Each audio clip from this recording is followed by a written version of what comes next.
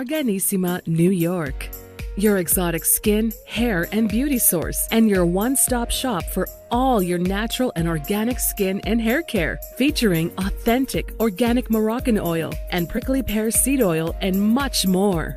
Bringing you only the best, straight from the source and proudly produced in the USA. So what are you waiting for? Shop today at www.arganissima.com. Arganissima, New York. Your beauty is our duty. Arganissima, New York.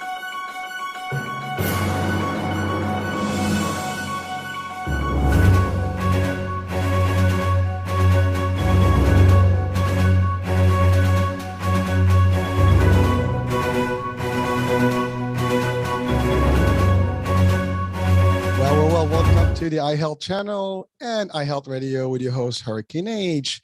New day, new show, new topic.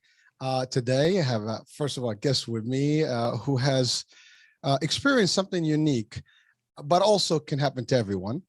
And she's an author, and we're going to talk about her book and her experience.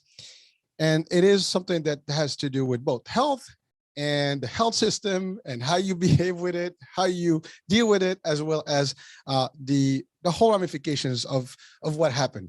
And again, I'm always talking in suspicious mode here because and suspenseful mode here because I wanted to just get a little suspense going on. But really, it is probably something that can happen to anyone.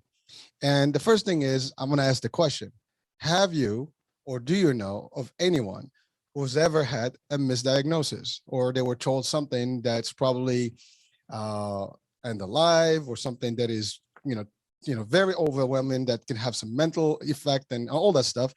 And if you do, well, you do want to hear this today because you don't know what's going on all the time, and there are ways to deal with this. Now, our guest today, she is a mind-body health practitioner. Is that correct? Yes. Is that close Yes. enough? Okay. Well, you'll tell us about all that, right? Yes. So I have with me Lynn Delmastro-Thomson, all the way from Oregon, and we're looking forward to having the discussion. So first things, welcome to the show. Yeah, thank you for having me. It's my pleasure. Been looking forward to this. And you have a unique story and really an interesting one. And as I said, I asked the question, did you ever hear of anyone or know someone who had some sort of misdiagnosis? And this question to you, the answer will be yes. Yes. And you are yes. it. You actually were literally misdiagnosed. So first things first, let's talk about all that. Let's give us a little bit about yourself, an introduction, and just how it all happened, when it happened, what happened exactly, and how did you deal with all that? Yeah, definitely. So this happened in my mid-20s. I was in grad school studying for a PhD in history, and I was scheduled to have elective surgery. And so, when you have any type of surgery, they send you for pre-op blood work. And I get the phone call the night before the surgery that you don't really want to get. And the surgeon says to me, "I think there's something wrong with your blood work." He sent me back to just double check that it wasn't a lab error, which is, a first experience too of like, oh, labs make errors, really? So rush over to the hospital. They run the panel of blood work again. I get a phone call again, and he says, "Yeah, it's not a lab error, Lynn. We can't do the surgery on you." I was just left with the answer of, "There's something wrong with your blood work. Go see your primary doctor." And so I went to see my primary doctor, who probably ran a whole bunch more blood work and some other tests. And I get a phone call a few days later from a doctor who I had never heard of, this is like the case of all of the weird things that you would never expect to have happen to you, getting a phone call from a doctor you don't know. And he said, "How are you feeling?" And I said, "Other than freaked out that I don't know what's going on and who you are, I'm okay." And he said, "Well, if you don't have any symptoms, you can stay home tonight. And if you have any symptoms, come meet me or come to the hospital immediately. And if not, I'll see you tomorrow at the hospital." And it was like, I was so shocked. Like, looking back on it now, I would have thought of about 10 questions to ask him in that moment. But, I was just shocked to get this phone call. And I said, "Oh, okay." And I spent the night anxiously wondering what I should even be worried about, like what kind of symptoms he was talking about, because I didn't ask that question. Anticipation, crazy. Exactly. I Sleepless mean, night. I don't know. Yeah, it was pretty sleepless night, or not very good quality sleep. Get to the hospital the next day and I meet him there, and he said, well, we're thinking that maybe you clotted off the veins that drain your liver. And I'm going, that's not supposed to happen. Hmm. And he said, we have to figure out why that happened, and started the parade of, another specialist having to come in and try to figure out what had gone on to do that. And then also them figuring out, like, how do we get your veins open back up, because you need your liver to actually drain the blood through. So I spent about 4 days in the local hospital there while they were doing more tests, including a bone marrow biopsy and, a CT scan to figure out, what exactly had happened in the liver. And then they said, we're going to send you somewhere else where they've actually done this procedure we want to do to open up your liver. And they're going to figure out what happened, because we don't have an answer yet of why. So I get transferred up to a hospital in San Francisco. I was living in California at the time. And in that hospital, they do some more tests and finally come to the diagnosis of chronic myelogenous leukemia. And as you can imagine, hearing the word leukemia is very, very scary, especially when you're 25 and you have all the dreams and all the things that you have in your vision ahead of you, and you just start thinking about the worst case scenario, and it's devastating. I mean, even if you don't have it, it's devastating. I mean, literally, you just hear it and it's not simple. It's something that could be, very, very bad. And now the good news is there is enough technology, enough medicine, enough treatment, and things, real stories of people that have overcome that. But nevertheless, when you have the diagnosis, I think that ends a lot of things, and it causes a lot of mental, I think, stress. I think that's the first thing on you and everybody around you. Yes. I mean, it was, I still remember that moment. I mean, I don't think I'll ever forget hearing that news and all the thoughts that raced through my mind of, does this mean I need a bone marrow transplant or chemo, or, what's the prognosis, and as he's talking, all these things are flashing through my mind. And, the answer was no, I didn't need either of those. I was just put on a medication, thankfully, but not so thankfully, because I didn't actually need that medication. Well, we got to come to that one, but again, for our listeners and viewers, I mean, this is just the beginning of the story, but understand that every day, people are going to hospitals and doctors and getting diagnosis for various things. And for the most part, we take it for what it is, for what it's worth. And we take the word that, you got a diagnosis, that's exactly what's going on. And you don't even question it. No. And I think, in your case, something happened that you realize something different eventually. Yes. So you're going to share that with us. But we will pose that question at the end of the show as to, or not even pose the question, but we will give a suggestion, to do something different about this. So in the event that you hear something, there's something you need to do. And we'll talk about this. So again, I'm being mysterious still, but I'm just, for the interest of the show here, we want to do that. But so you had that, they told you you're going to get on medication in your mind. And now, did you have to go any further in terms of testing, blood work, and any other stuff, or that was it? At that point, I was done in the hospital. They had done the procedure to open back up the veins of my liver. That had been successful, so they had figured out how to solve the immediate problem and then what the cause of the problem was. And so, we kind of had the plan, and then they said, you can go home and you can go back to, your sort of normal life, whatever that is now that we've kind of blown it up with this news. And, you're just going to be followed. Yeah. You'll be followed. You'll take medication. You'll have a specialist who I had seen, when I was in the hospital where I lived. And that was a whole other, part of the story was, I had seen him initially in the hospital, and he had been the first one to try to do a bone marrow biopsy. And he couldn't even succeed in doing it, because all he told me before I had it done was, you're just going to feel some pressure. And he gave me like just this little local injection, and it was not just some pressure. Like it was literally like torture I couldn't tolerate it. It was too painful. Wow. So we'll talk more about the diagnosis, and obviously they told you you could have caught this in a particular way, and they gave you some reasons where you potentially could have, I guess, gotten the problem, right?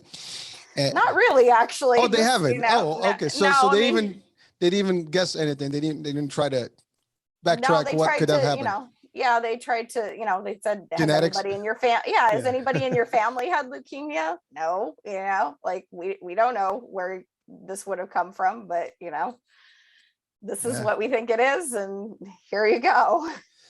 So now you heard the bad news, obviously, and now you go back, you get out of the hospital. What was the steps that you took? I mean, first of all, I know you have a surrounding, you have an entourage, family. Uh, Yes. I mean, you were young. Right. My It, parents it, were both with me in the hospital, and so that must have been, aggravating, and devastating to them as well. And, obviously there's nothing they can do about it, and they hope for the best.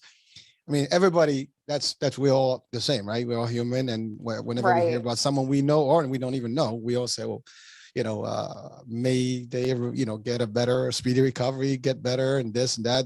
We try to be positive. I mean, Right. I'm sure everybody wanted to do that, but you believed that at that time. Yes. Yeah. There was no reason for you not to believe it. No, I mean, you come out of a hospital after almost 2 weeks of, two different hospitals, so many tests.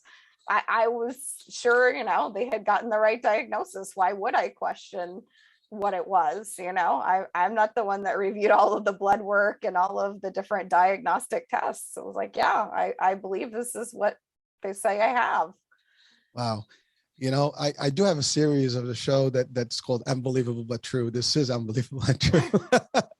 Yeah. So this is gonna fall in that particular category of talk shows because I mean it is unique and not that unique because I know that there's people out there today that will probably say, oh, this happened to me. I know someone who it happened to.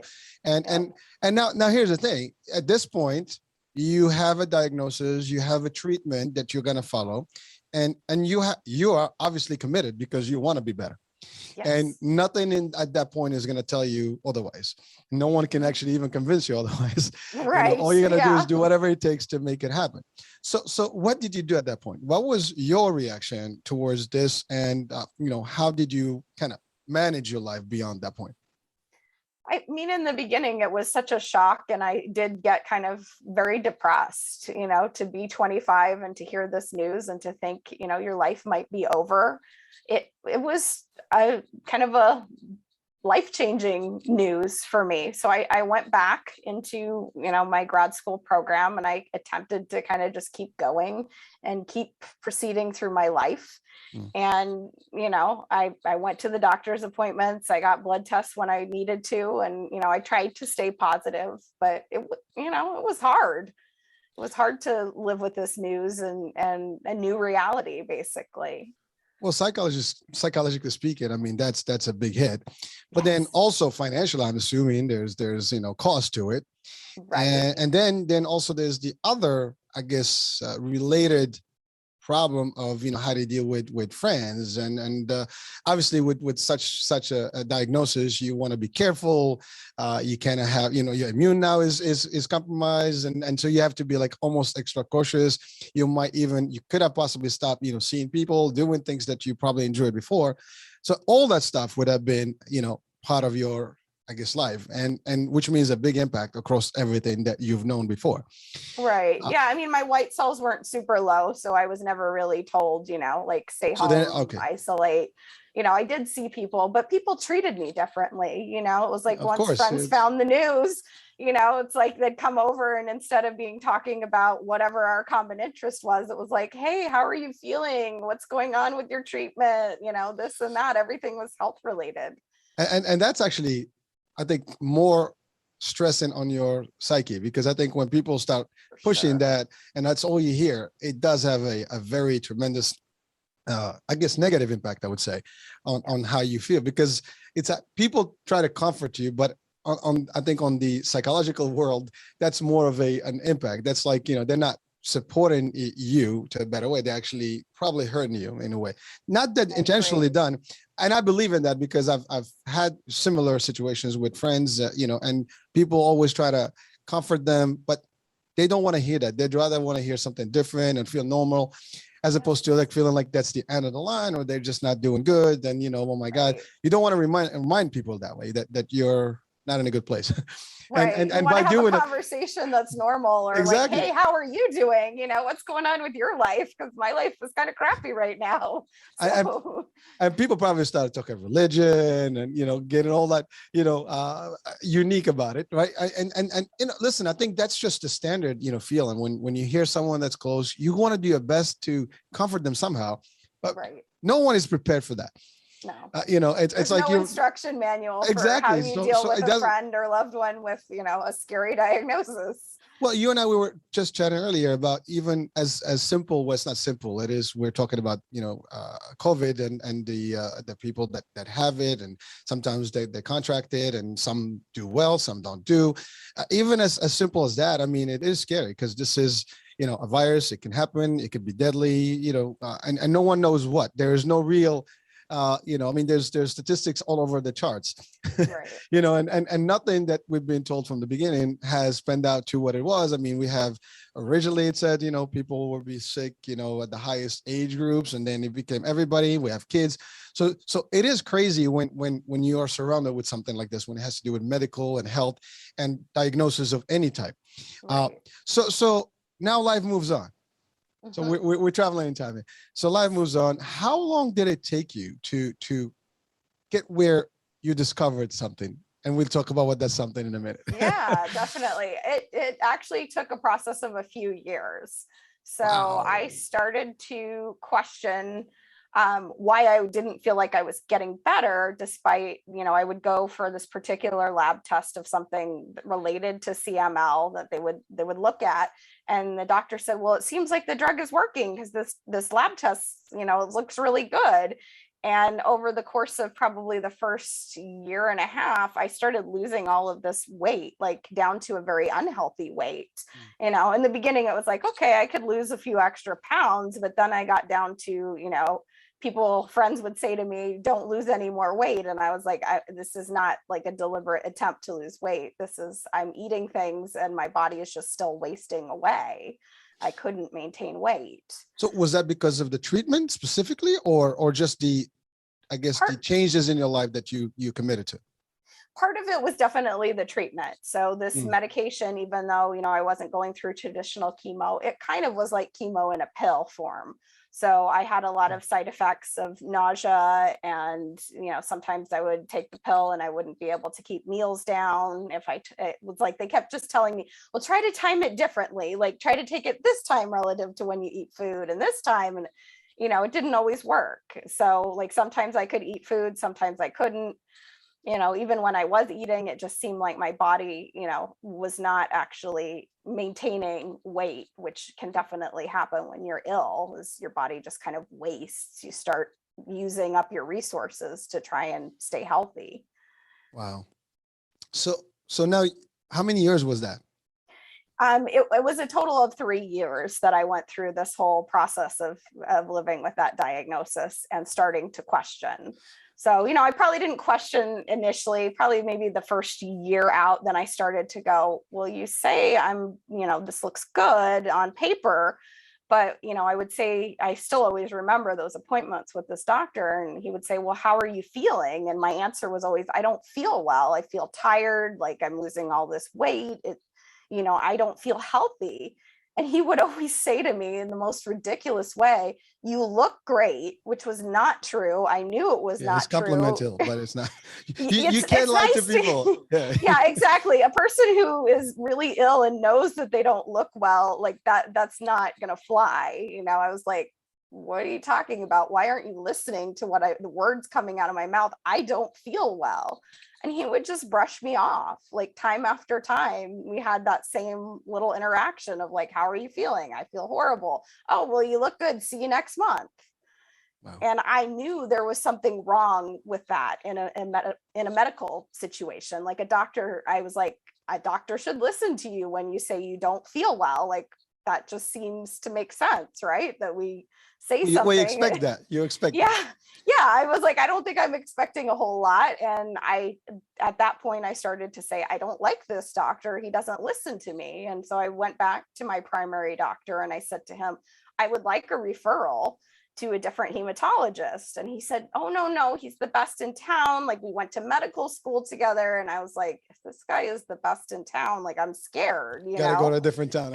You gotta move. And I actually did go back up to the hospital in San Francisco trying to get a second opinion there. And that was a whole other crazy experience. We got to talk about that. But so what I wanted to just, at least get understanding of. So you go to the doctor who's been treating you for 3 years, and you're telling him that you don't see any positive results. And so he's telling you, well, you look great, which is, thank you for the compliment, but that's not what I'm feeling. But now you're in this position that you're questioning, you're not getting better, but you're not, you don't feel that the diagnosis was correct. Something is off, I mean, yeah. At this point, I don't know if I thought it was the diagnosis or the medication, or, exactly. But I'm But in your mind, you must be thinking like, this is getting worse. Yes. This is the end. I mean, I'm not getting any better. I mean, what does that mean, right? And so now you started questioning. Yes. And that's when you started digging more, and you wanted a second opinion. You can get one close to home. You go back to San Francisco. Now let's talk about what happened there. I mean, it sounds to be interesting because you had that little smile there. So let's talk about that. It's quite the story as well. It's another one of those, I can't believe. Oh, we got time, so happened. Go for it. So I get to this appointment, we had driven, I think, like 5 hours to go, for this appointment. My parents were there with me. We get down, we sit with the doctor, and I'd been in this hospital in San Francisco for like 10 days. So you would think that, they have like a lot of records on me. The file folder that the doctor opens up is empty. And so we had to spend the whole entire appointment telling her my history, when it's like, shouldn't you know my history because I was in this hospital? Yes, this is an outpatient clinic associated with the hospital, but all of the records are interconnected. Like, why don't you look up my chart in your computer system? Or I don't know what they, like old school. Yeah, I don't know what they thought I was there for. It was like to tell them a nice story. I don't know. So that didn't satisfy you. I never got really a reassessment because, you only have so much time. So we had to go through my whole history. And then it was basically, okay, well, that's it. That's all the time we have. So then what did you do next? So, I'm kind of caught in this web of like still trying to get referred to a different doctor back home. And finally, I think, it was that 3-year mark. I left my graduate school program. I had been staying in it, even though I didn't want to, because I needed the health insurance. How messed up is the healthcare system, right? When we're kind of at the mercy of different situations. And at that time, if you had student health insurance, you couldn't just do something like COBRA and get your own insurance, which I wanted to do. So I got a job and I said, I will take any job that has health insurance. I need to leave this program. I need to get health insurance. As soon as I got different health insurance, I got a different primary doctor outside of the student health system. And I said to her in my first visit, I said, can you please refer me to a different hematologist? And she said, sure. She pulled out her referral. They did exist, apparently. They did exist. There was another doctor in the town, and she wrote me, a referral to this guy. And I went, I don't remember how much later, maybe a month later, however long it took to get in to see him. So yes, there was another hematologist. I'm sure there were more than just, even the two. It was a big enough city. Well, I mean, it is a subspecialty and it is unique, but nevertheless, I mean, oncology is big, and therefore hematology goes along with that. So there's a lot of stuff. So I think every hospital has a few of those specialists. Yes. And I'm sure there's a few good hospitals around you. But to your point, because you were locked into a network and you couldn't get out of network because of your insurance. And I understand. I mean, when you're talking about anything cancer, there is no real insurance. And if it is covered, that's a good thing. Otherwise, it's all out of pocket and it's very expensive. And trust me, take it from me. I work in the insurance world, so I know exactly that you know that is very, very expensive cost to it. I mean, we are the payer. I represent the payer industry, and in my regular day job, and I know it's not easy. I mean, it's crazy. I mean, we see claims that are very, very expensive. But it is what it is. That's like to your point. The healthcare system is designed in a particular way, and it's revolving around insurance or out-of-pocket costs. And when it comes to some of these diagnosis, you know, it's very expensive, you know, and a lot of these specialty hospitals don't even take insurance.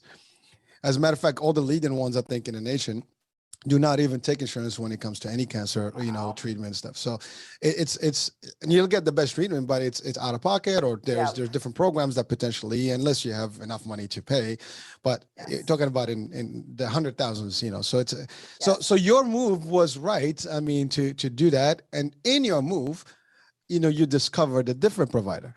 Yes. so now your experience is changing. Yes. All right, let's talk about that minute, because this is where the question was asked earlier about a diagnosis, and this is where we're going to discover a misdiagnosis. Yes. So let's talk about that. So I finally get the appointment with the new hematologist, and I brought in a stack of records, probably paper records about 2 inches thick. And he starts flipping through them after, you know, an initial conversation of why are you here, et cetera, et cetera. And he questioned in that very first appointment. He said, I don't think this looks like CML. I think this is something different. And, you know, the range of emotions I felt in just hearing him say that was so vast. You know, I was like relieved that somebody finally listened to me, really angry that nobody had listened to me for 3 years, and a little frightened too of like, well, what else is it? Like, well, that's true. But I'm sure there's also the fact that what the hell I've been treating all these years with all these pills. I mean, listen, pills are necessary, and you know, I've had a lot of shows about, you know, holistic approaches and things like that. But at the end of the day, we know that when you take any medicine, it must have some sort of side effect to it, and it does impact your organs and your system in one way or the other. So ultimately, 3 years of your life that you spend taking all these, you know, meds. That's one of the questions you probably had at the time, like, what the hell just happened? I mean, you could have been just good, and now you're bad because of all those things that can happen. Because let's face it, all the drugs, I mean, when you hear the commercials, I mean, it just has a big disclaimer with all the different things that can go wrong. And there's nothing you can do about it, because at the time when you're prescribed a prescription, you're relieved because you know that you're going to fix the problem. But you take the risk of anything else in the future. Case in point today with the vaccine, you know, people are taking it, you know, it's still, you know, early on. I mean, now it's better than a year ago, but people are taking it, and, you know, there's still different questions about it. But that's, again, this is not about the vaccine and the politics and the vaccine, but really in any medicine that you take, you always question. And by the way, years later, Zantac, I mean, we can name some of these meds that have been, you know, proven that they had more damage and things like that eventually. But at the time, and they work for a percentage of the population, but certainly, you know, it's a big question. Yeah. Now you had to deal with all that. To your point, happy. Oh, finally someone's listened. Maybe there's a better outcome here. Also, like, what the hell could it be wrong? Because we need to know what's the problem for real. Right. And it could be bad, it could be worse, it could be less, right? You know, right. You didn't know you're kind of like uncertain, like a little bit, like, okay, well, yay, I have someone questioning it, but yeah, what does it mean now? And what did I do to my body? Like you said, for 3 years on a medication that, you know, I didn't need.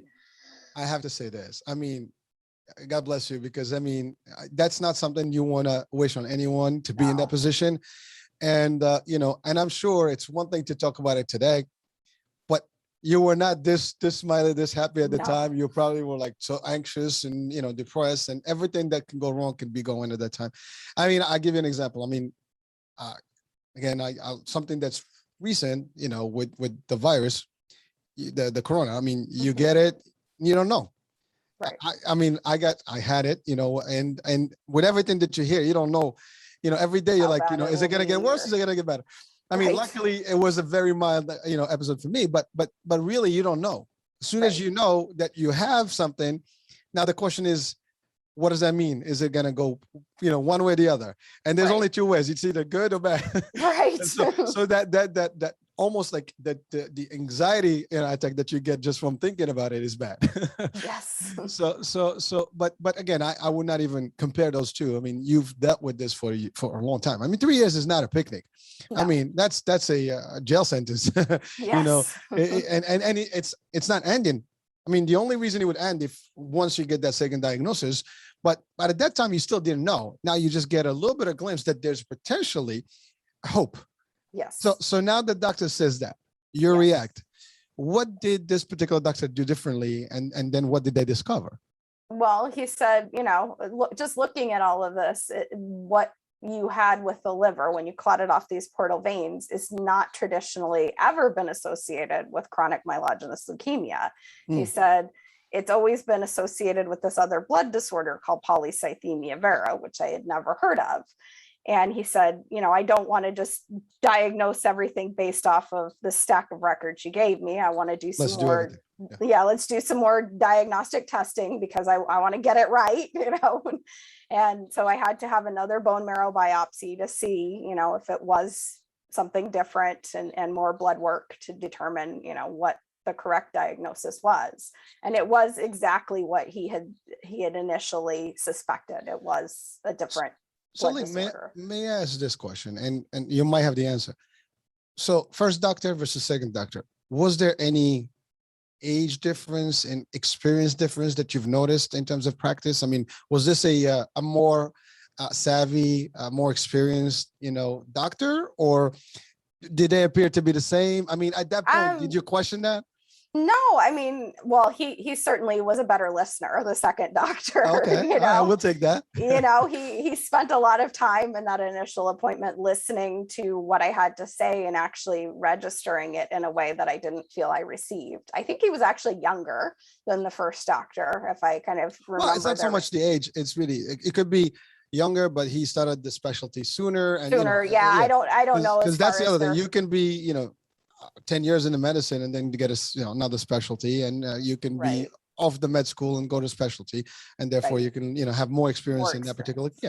But again, was there any indicator that was like a standardized thing that you could possibly share? But obviously it was nothing that can differentiate at the time one versus the other than the test may have been different. I mean, obviously he ordered new things for you. Was there anything similar to the first time? I really don't know what the exact tests were. He just prescribed them. Yeah. Okay. Yeah. Which is typical. We don't know. We just, I mean, I go to the lab. I know I asked a lot of questions, but to your point, sometimes you take it for what it is. The doctor says, these are the things you need. You drop them to the lab draws the blood, and then the tests go back. And there's a bunch of stuff that you don't understand, and they summarize it for you. You're good or you're bad. Yes, exactly. I mean, the only thing that I know was the same was having another bone marrow biopsy, which, I had initially as part of the diagnosis. And he took me seriously when I said, I did not tolerate the first one. Well, I need a lot of pain medication to help me be able to handle this. And, he was very compassionate about that. And I was grateful, even though I had to go through something I didn't want to go through again, he was kind and, tried to help it be as comfortable as it possibly could be. Wow. So now you did the tests. Now you get in the final stuff. So it turns out to be what he thought it was, but it was never the leukemia. Right. Now that's a relief. Yes. Well, yes. Ultimately you had something, and obviously that was milder, I guess, something that you could deal with, in an ease, and you were able to get rid of sooner, I'm assuming. Quicker. Yeah, polycythemia vera is actually a blood disorder that, medically there's no particular cure for, but, there's a different way of treating it. Right. So, it's managed differently. And once I started getting a different medication and then getting a particular procedure that they use to help kind of thin the blood in the body, basically, they just take off blood like you were to donate blood, but they throw it away. I started to improve very quickly. Like I went from, feeling really awful to starting to actually feel, a lot better. What was that time frame? Few months, couple months? I think, yeah, over probably a couple months initially, there was a good shift. And then, over a year, it was like, Wow. wow, I feel so much better than I did, that plus I was doing a lot of alternative healing things that also I attribute to speeding up my process as well. Well, so we're gonna talk about that, in a second. So now you shifted. Did you ever go back and discuss with the first doctor, like, what the hell? I actually did a medical malpractice lawsuit not because I wanted a bunch of money, but because I wanted to hold them accountable. So that Were you didn't able to do happen. that after 3 years? Yeah. Because the statute of limitations depends on the states. It may vary. There was no issue with statute of limitation in my case. Oh, that's great. Because yeah, in at least in New York, at the time, I think there's another show I had done about something that happened with mom, but it was like 2 years. You couldn't do anything after that. It was too late. It very much varies by state, because I know Yeah, we had yeah. looked into it for something that happened to my grandmother and it wasn't possible, in a different state. Well, I hope that it was a win, and It a ended in a lesson. hung jury, actually, which was a whole other Oh long. my goodness, you just don't catch a break, huh? No. Well, I think at the end of the day, we don't. I mean, malpractice is not something that any doctor wants to have as a cloud, because I can tell you from the insurance world, we credential providers, and that's the first thing you look for, lawsuits, malpractice, and stuff. So it does impact their practice and their business and even their livelihood. Again, I mean, they are, I would say, human, but I mean, they learn enough to know better not to misdiagnose stuff, and at least if they're not sure, they can order a second opinion. And I think that's the key. One of the lessons I think from today's show is that if you have a diagnosis that is extreme, don't take it for the first, don't believe it. It could be correct, but get a second and a third, and then get some holistic, approach, because there's other alternative ways. Because, and I've had guests that actually had similar cases where the traditional medicine didn't work, and no one's figured out what they had. And then when they went to Eastern medicine and other things, they actually had a better outcome. So again, it just a matter of you doing your research, your homework, and trust the system. I'm not saying no, but do your due diligence. I mean, we all owe it, especially when somebody's telling you this is a very severe diagnosis that can have a bad outcome, or even deadly outcome. I mean, some of these things, I mean, they tell you they're terminal, whatever. It's crazy, right? So now you live your life in a whole different world, and only to find out that it was wrong. That's crazy. Yes. And that's 3 years of your life that you stopped everything that you were probably going to do, or you should have been doing, Right. living the life, enjoying the life. Now you don't care about that. Now you're thinking different. Right. So it affects everything, your Yes. relationships, to your point. So that is a big deal. And so anyone watching, listening, please, folks, we don't wish on anyone anything bad, but things happen in life, and any one of us can be, affected with, or afflicted also with something. And when you do, especially when it has to do with medical stuff, it's very simple. You get your first diagnosis, you go, you can trust the doctors. The doctor can be good. You ask for a second opinion. And if you're not even clear, ask for a third opinion. Yes. Find the specialty hospital for that particular thing. And it's not going to be always easy. But people do that, and it's recommended. And even from an insurance world, I mean, you are entitled to appeal things, or even, ask for second opinions, and they'll pay for it even out of network, depending on the case. And so sometimes they may not, but then you just have to take alternative measures and find your way out from that system. And so again, there is, to your point, if it's worth paying a premium insurance and get in an out network or like a PPO type of situation and go anywhere. And that, again, when it comes to your health, there is no price, and that's the fact. Yes. It's just, this is not just Lynn's story. This is many people's story.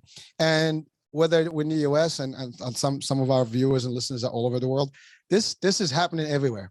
And it's happening to a lot of people. We have 7 billion out there, and I'm pretty sure a percentage has experienced this or know someone who did. So that is crazy. Now that whole experience became a motivation for you in a way, Yes. and a life changer. And you did, not only you wrote a book, but it taught you something. What was the core lesson that you learned from this crisis? I think the core lesson was really to learn to listen to my own body and listen to my wisdom, like of, what's happening and what is my body trying to tell me through all of this. At first I had no idea. And then looking back on it, I think it all in some level happened because I was just living a life where I was completely not happy and I was denying that, and so sometimes our body gets really sick to get our attention if we keep kind of ignoring what it's trying to tell us. Well, and you're right. The body is resilient and it does send signals and messages to us. And sometimes we just don't understand them. And, part of it is doing the due diligence we talked about. And second is really just know, feel, and hear it. I mean, you might be nothing, you may be something, but it's worth investigating, right? Yes. And so now you took that to the extreme where you became a specialist in this world, to do things and help people. I guess that's what you do, right? Yes. And also you wrote a book. What is the name of the book? The name of the book is called You Are Not Your Diagnosis. I love it. I mean, understanding the story now, I think people can get it easily. Yes. True, you're not the diagnosis. You could be many things. In your case, your diagnosis was wrong in the first place. Right. Yep. And a diagnosis isn't your identity. You don't lose right. Who you are because, someone in a white coat told you something about, a part of your life. Well, listen, I don't want to generalize. We want the white coats. Yeah, no, but we don't want to just assume because they say something like your whole life goes away. Like you don't just become a cancer patient and, not maybe a mother and a sister and a daughter, and, a friend. Like that was my experience. Was I felt like all those things, there was an eraser and they were just taken away. And it was just like, oh, you're the girl with leukemia. Yeah. Again, I love the book. First of all, it's available for people to actually download or buy, I guess, on Amazon or. Yes, it's available on Amazon. And I also, if you're in the US, you can also buy it directly from me if you're interested in a signed copy. I do send out some of my own copies. No, listen, that would be great. So we'll talk more about that part at the end. But so now you have written the book, but you started also helping people. Right? Yes. So how does that work? What is the process and what do you do exactly to do that? Yeah. So I've taken a lot of the things that I learned and that I used in my own healing process, starting from just learning stress management tools to help me navigate all of the intense stress I felt in that 3 years and beyond. And then I started to get really curious about other approaches to healing. And I found a system that's called Body Talk. And so that's one of the primary tools that I use with clients is a system called Body Talk that looks to understand why are we having the symptoms in our life. So, the traditional model is to just say, okay, there's a symptom and we're going to give it a diagnosis. And then, here's kind of the X standard treatment for it. My work is much more about getting curious about what is the body communicating through that symptom? Is it did this come on because you had something traumatic happen in your past and you've never healed from it? Because, our emotions have a tremendous effect on our health. Does it have to do, with different just parts of your body not communicating well with each other? And we need to improve that. So I'm a kind of a trained listener for the body. Some people might say it falls a little in the category of medical intuition, although I don't diagnose people in a way through the work of, just come with symptoms and I say, oh, you have this problem. It's more like, what is the story that's being told here? Well, so someone can ask the question, well, how do I listen to me? How do I feel? That's an odd question, but certainly you have questions and you will feel pain and that's the other thing. There is a difference. There are diagnoses when it's not physical, it's mental, but they reflect on the physical. So there's that too. So it is very difficult.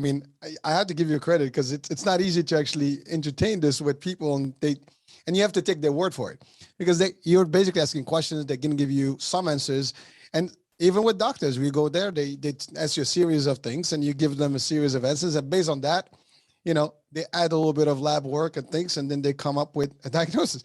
So, right. So it's a similar concept, but now you're using the technique of the body or intuitive body, or what is it that you call it exactly? Well, I use two Body systems. talk? One, yeah, body talk and Body body intuitive. They're kind of two related systems. And so it is an intuitive process. It is me kind of tuning into what the person's body is saying. It's not so much, I mean, I do a standard intake where somebody tells me about what's going on. You know, I have a pain here, or, you know, this or that, or a diagnosis sometimes. And so I have that information, but it's less about kind of that information and more about what the body is trying to communicate. And I tune into that through intuition and through kind of these different roadmaps, these protocol charts that kind of help me figure out like what area are we working on, you know, what language does the body want to speak as well. Well, that's great. But so here's a question. I mean, you've been doing this for a while, and I know that you've helped people. You know, and you have actually resolved some of these issues. And some people, you know, they're like, I don't know what's going on in my body. I think I'm sick. I have this, and doctor said this. But then you use your tactics and techniques and strategies, and you were able to identify that it wasn't. You know, what kind of feeling those people actually have experienced getting that feeling from you? Like, you know, when they hear that and they realize that, oh my God, you know, woo, this is a whole different thing. I mean, I'm in a different world right now, because I can just understand it, just visualizing it, that if I feel sick and someone tells me like, well, this is all that was with you, it wasn't really what you thought it was. That's a sign of relief that no one can actually understand except that person at that time. Now you can, because you've been there, right? But certainly it is just an improvement of life, right? So yes, so you've experienced that firsthand, and so you appreciate that. So if we were to ask people right now, what would they say? You're a miracle performer? I know. I've heard different words. Like sometimes you're like a wizard or a magician, or how did you know that, is a common thing that I, you know, get from people. Like, how did you know what happened when I was like 12 years old and that it's affecting this? It's because the body wants us to know that. And I don't download someone's whole, you know, life story. It's just only the pieces that are relevant that kind of float up to the surface, so to speak. So what are some of the things that we should be looking for, you know, and viewers and listeners should be looking for daily to listen to their body? I mean, just to get in tune with it. Yeah, so I like to just teach people a simple practice that you can do on your own. And it's kind of like as if you were going to meditate. You just find yourself a quiet place. You take some breaths, you know, so you don't want to be distracted by, I've got to go run over and, you know, pick up my kids in 20 minutes. And I'm really focused on that. You know, you're just going to sit quietly. Can it be for as short as 5 minutes? And once you've kind of done some breathing and just kind of got yourself more present in the moment, then you can start to ask the area of the body that's bothering you. Say you have a pain in your back, for example. You can start talking to that part of your back, and you can say, hey, you know, what are you trying to tell me through this pain? And the first times people do this, often if they've never done it before, they're like, I don't know what to expect, or this sounds kind of silly or crazy. So, you know, you might have to practice it a few times. It's like building a new relationship with your body, and you might not get anything the first day you do it. But if you do it consistently for maybe like a week, you might start to notice you're getting a sense of, you know, images coming through of, oh yeah, this has to do with, you know, I hurt myself, or maybe, you know, there's an emotion that you sense in that area. So the more you make it a practice to kind of ask your body some simple questions. What does this area want me to know? What does it need from me? Like if you have a headache, what is this headache all about? And maybe you'll get a sense, oh, I'm really dehydrated. I haven't been paying attention to drinking water, you know. It could be as simple as that, you know, you just get all of a sudden really thirsty and realize, oh, that's what this has been all along. So Lynn, what about energy? Like, do we have to operate our energies differently to help this process, or like, is there something?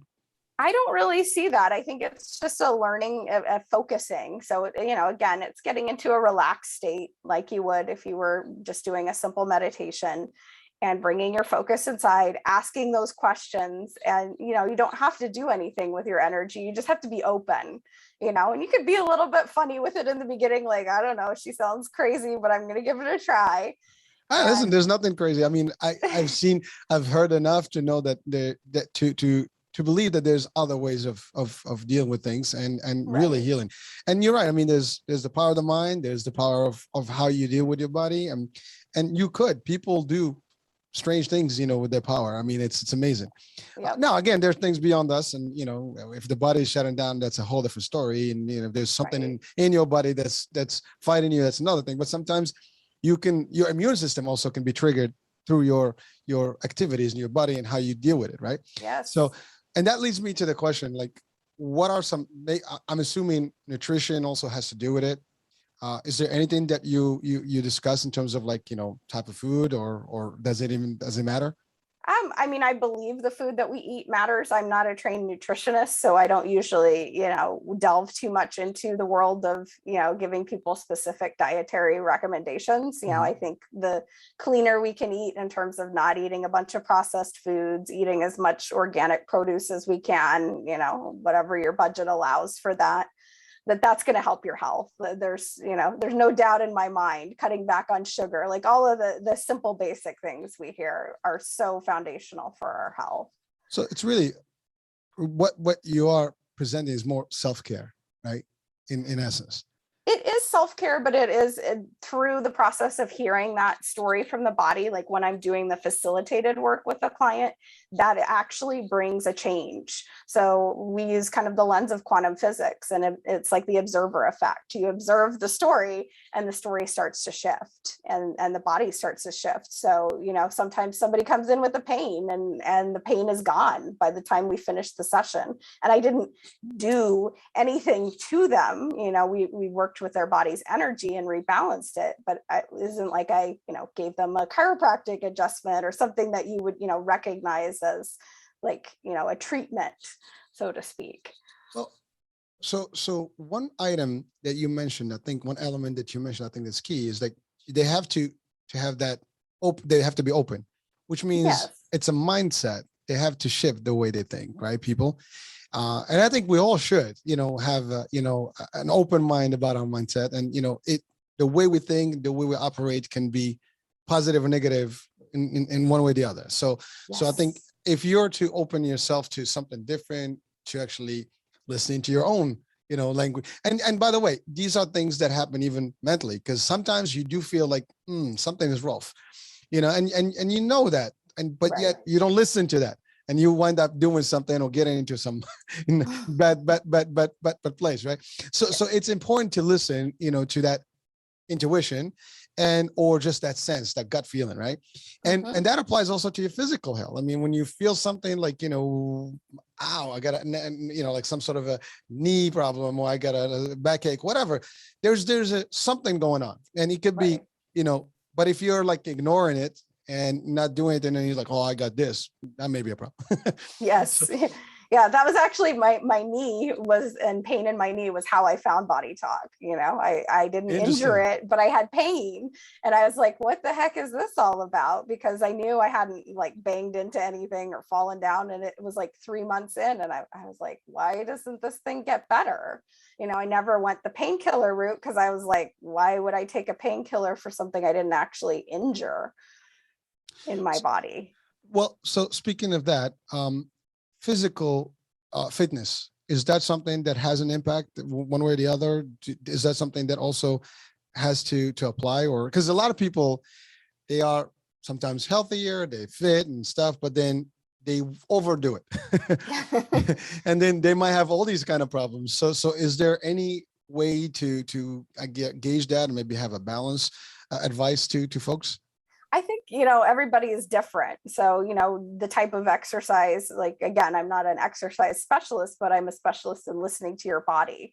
So for me, like, I know certain types of exercise, if I do that, I'm going to be in pain for like 5 days later. Like my body doesn't like certain types of movement. And I've learned that, so I exercise in certain ways that feel really beneficial to my body.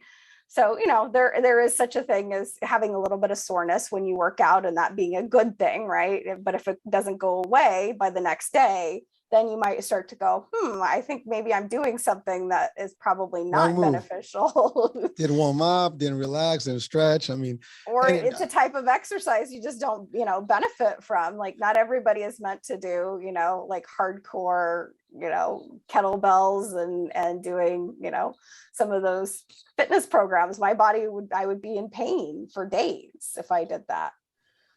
well, listen, I can just imagine how bad it could be. And it's funny because when you don't work out and you go back, there's all kind of things that can go wrong. Yes. And that's why it's always recommended when you start, you have to do it, slowly but surely, as they say. Don't go crazy. Like, yeah, I got this, like, cause you're going to crash quickly. That's not a good thing. Well, and that leads me to the next question. So age wise, is there any difference in terms of the age, and the process of healing using the body talk and that system? I mean, ultimately you started early on. You're young and you are still young, but but the fact of the matter, with time, someone can be equally in need of the service or in need of these types of approaches, but they could be at any given age. And therefore, is the response the same? Will it vary mostly based on what they think and how they help themselves, how they listen? I think, it doesn't necessarily depend on age. Yes, there are certain things that happen in our body as we get to certain ages, but some of that I think is also what we've been conditioned to believe, True. You're 70, you're going to start falling apart, you're going to have all these aches and pains.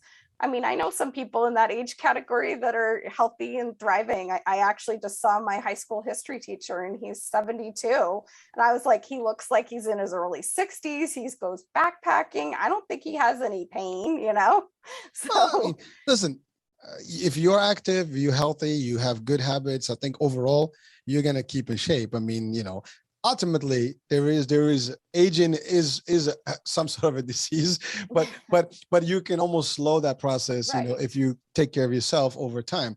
And I've had different guests that we talked about that. And again, in fact, age is a number, as they say. Right. It's how you treat this temple, as Yes. and make sure that you take good care of it one way or the other. Now it's garbage in, garbage out, good stuff in, good stuff out, right? So that's Right. So you take care of you, and that's it, mentally and physically. Yes. And I think that's important. But so now, how can people reach out to you? Yes, definitely. The best way to find me is to look at my website, which is heartfirehealingllc.com. And you can find all sorts of free resources on there. You can book a consultation if you're interested in talking to me about how I might be able to help. And you can find my book on there or my book on Amazon as well. And you're not limited to folks in the US. You can basically do this remotely anywhere in the world. Yep, I've had international clients. You gotta love technology.